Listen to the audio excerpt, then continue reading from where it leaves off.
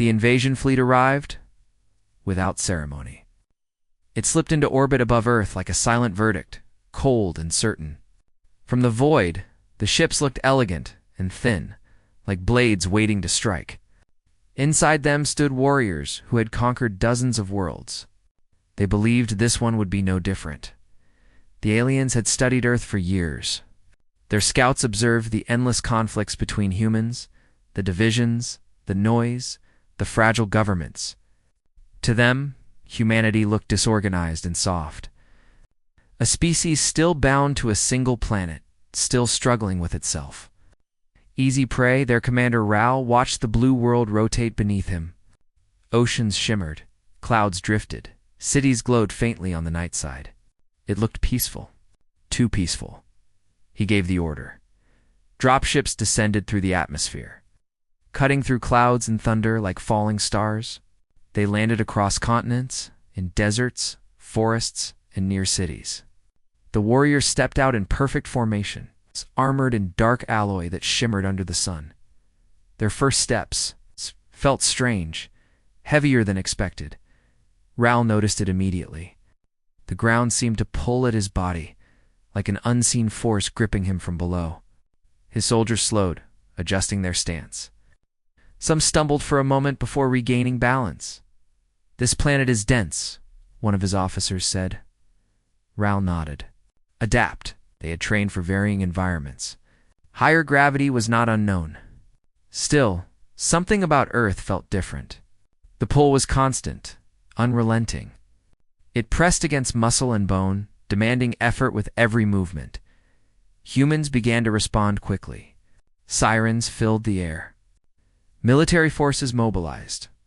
Aircraft roared across the skies. Tanks rolled into position. Soldiers gathered with weapons ready, their faces tense but determined. Ral watched through his visor. He expected panic, chaos, surrender. Instead, he saw resistance. The first clash began near a wide plain. Alien warriors advanced in formation, their weapons glowing with energy. Humans met them with gunfire, missiles, and coordinated tactics. At first, the aliens dominated. Their technology was superior. Their armor deflected most attacks. Human lines broke under the pressure. Explosions lit the battlefield. But something unexpected happened. The longer the battle lasted, the more the aliens slowed. Their movements became heavier, less precise. Their strikes lost speed. Even their breathing grew labored. The gravity of Earth was not just strong. It was exhausting. Humans, on the other hand, moved with growing confidence. They ran, ducked, climbed, and fought as if the weight of the world meant nothing. Their bodies had evolved under this force. Their muscles were built for it. Their lungs knew how to endure. A human soldier named Armin charged forward through smoke and fire. He carried a simple weapon compared to alien technology, yet his steps were steady. He leaped over debris, rolled under incoming fire, and struck with precision. An alien warrior tried to block him, but its reaction was slow. Armin moved faster, driven by instinct and training shaped by Earth itself. The alien fell. Across the battlefield, the same pattern repeated. Aliens who once conquered worlds found themselves struggling just to stand, while humans adapted, endured, and pushed forward. Ral observed this with growing concern. "Why are they not weakening?" he asked. An officer responded, voice strained. "Their biology is adapted to this gravitational field. Ours is not." Ral tightened his grip. "Increase exosuit support." The alien armor adjusted, amplifying strength, compensating for weight. For a moment, it worked. Their warriors regained some speed, some power, but the strain continued. Earth's gravity was not just a number. It was a constant demand on every system. Energy reserves drained faster.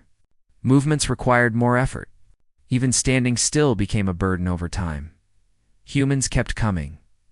They fought not as individuals, but as a species shaped by hardship. Their coordination improved. Their tactics shifted. They used terrain, speed, and endurance. In cities, humans climbed buildings, moved through narrow streets, and attacked from unexpected angles. Aliens struggled to follow. Their heavier bodies made quick turns difficult.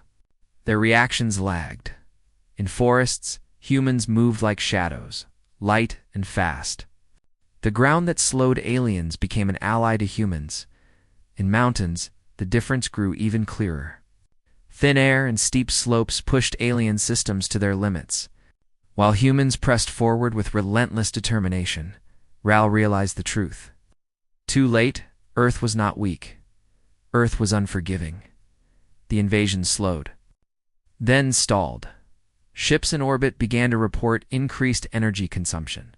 Maintaining position required more power than expected. The planet's gravitational pull extended beyond the surface. Affecting even their fleet, engineers worked to compensate. But the cost was high. On the ground, alien losses increased. Human forces, though suffering greatly, refused to break. Their resilience confused the invaders. They fought through injury, through fear, through exhaustion. Ral descended to the surface himself. He needed to see it. When he stepped onto the ground, the weight struck him immediately. Even with enhanced armor, every step felt like pushing against an invisible wall. The air felt thick. The world felt heavy. He looked around. The battlefield was chaotic. Smoke rose into the sky. Fires burned. Humans moved through it all, shouting, coordinating. Fighting, one human stood out. A soldier named Daniel. He stood his ground. Breathing hard, face marked with dirt and determination. He saw Ral and did not hesitate. Daniel ran forward. Ral raised his weapon, but his arm moved slower than he expected. Daniel closed the distance quickly. His movements were sharp, efficient, shaped by a lifetime under Earth's pull. They clashed. Ral was stronger by design, but strength alone was not enough. The gravity dragged at him, slowed him, forced him to fight harder for every motion. Daniel adapted moment by moment. He used momentum, balance, timing. He moved with the rhythm of the planet itself. Ral missed a strike. Daniel did not. The blow landed, and Ral staggered. For the first time in many campaigns, the alien commander felt something unfamiliar. Doubt around them, the battle shifted further. Human forces advanced, pushing back alien lines. The invaders were no longer in control. Ral stepped back. Reassessing this planet, he said quietly, is a weapon. His officer, struggling to stand, nodded weakly.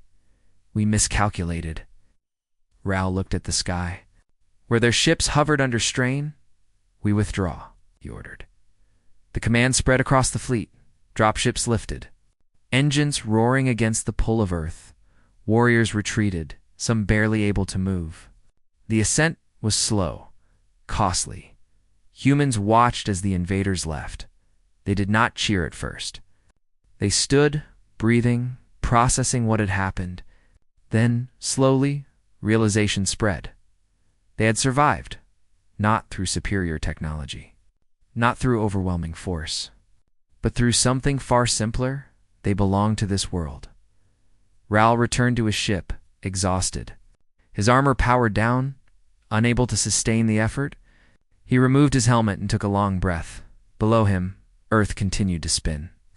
Unchanged, beautiful, dangerous, 1 QUE. He recorded his report. Earth is not to be engaged again, he said. Its gravity creates a combat environment that favors native life to an extreme degree. Human adaptability under these conditions exceeds projections. This world cannot be taken without unacceptable losses. He paused. Humans are not weak. They are forged by their planet. The fleet turned away, leaving orbit slowly, as if even space near Earth held them back. On the ground, humans began to rebuild, cities repaired, wounds healed. Stories spread. They spoke of the day the sky filled with enemies, and the ground itself fought beside them.